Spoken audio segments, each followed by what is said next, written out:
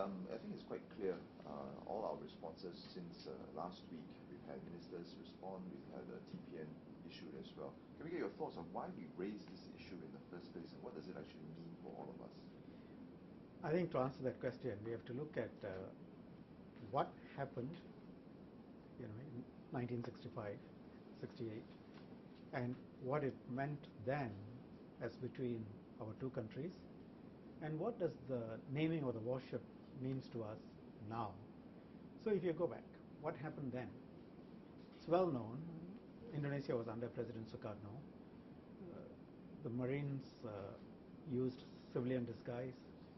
They planted a bomb at McDonald House. It was targeted at civilians, killed and injured civilians. It was part of a campaign of terror. And it was totally contrary to the laws of war. I saw some opinions in the media that it depends on which shade of history, really with respect. There is nothing subjective about Geneva Conventions. What happened was illegal under international law, period. If it happens now, if people plant bombs to kill civilians, historians won't be debating on how to characterize it. There are no shades of grey here.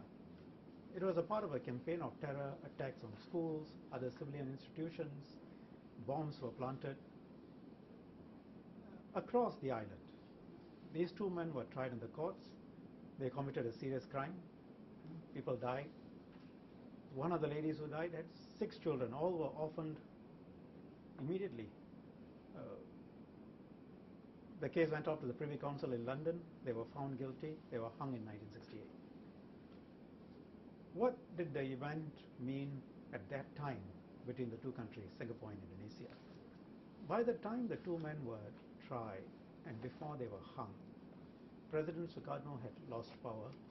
Confrontation had stopped. President Suharto was in power. We were seeking to forge a new relationship with Indonesia. Indonesia asked for these two men as well as others to be released.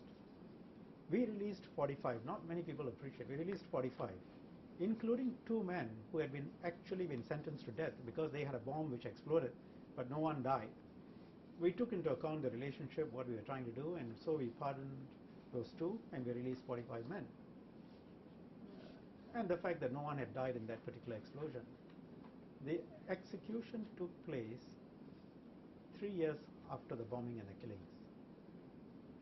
How could we have answered to the victims and their families and to Singaporeans if we had set these 2 men free? The other 2 who were set free had not killed anyone. And it's significant that the second incident, the other 2 men, that incident, that bombing, occurred in April 1965, barely a month after the attack on McDonald House. So there must have been a perception that the first attack was successful and therefore the second attack, and there must have been plans for more. Yet we set them free. So we were also balanced. The not pardoning Usman and Harun was actually a defining moment for Singapore in terms of our foreign policy.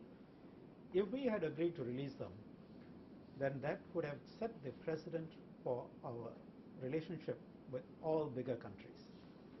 What is that precedent? That we will do, or we should do, what a bigger country asks us to do, even when we have been grievously hurt. And that would be a very different concept of sovereignty. And it's definitional that almost every country that deals with us would be bigger than us. So we decided that's not good for us. And the men were hung. It was not an easy decision because British forces were withdrawing in 2 years. We're talking about 1968. Almost non-existent defense capability. But Mr. Lee Kuan Yew stood firm.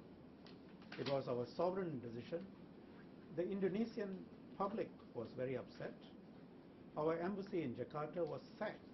Again, I'm not sure how many people know that. It was sacked. But within a few years, there was some closure. Both countries put aside the events of confrontation.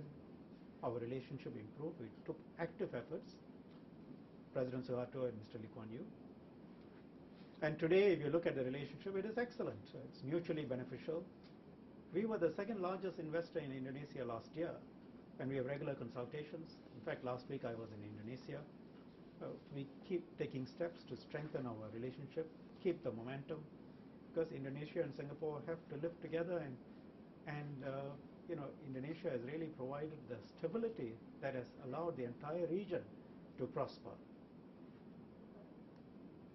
And what does the naming of the warship now mean to us in the context that I've just said? It was last week that we found out that a warship was going to be named after the two Marines, and it was going to be called Usman Harun.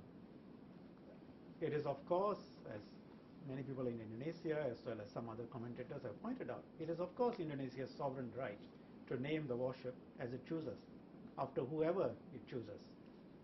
But that really is not the total answer, nor is it the end of the matter. Sovereign decisions can, of course, have an impact on other countries, and in this case, Singapore. Why do I say it?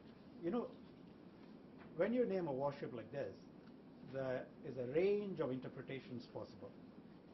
At the most benign, it could mean that Indonesia did not take into account our Singaporean sensitivity, how Singaporeans would interpret the naming, given what the Marines actually did in Singapore.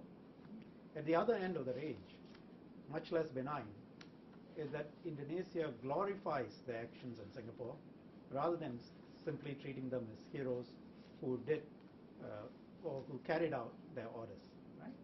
The range of interpretations.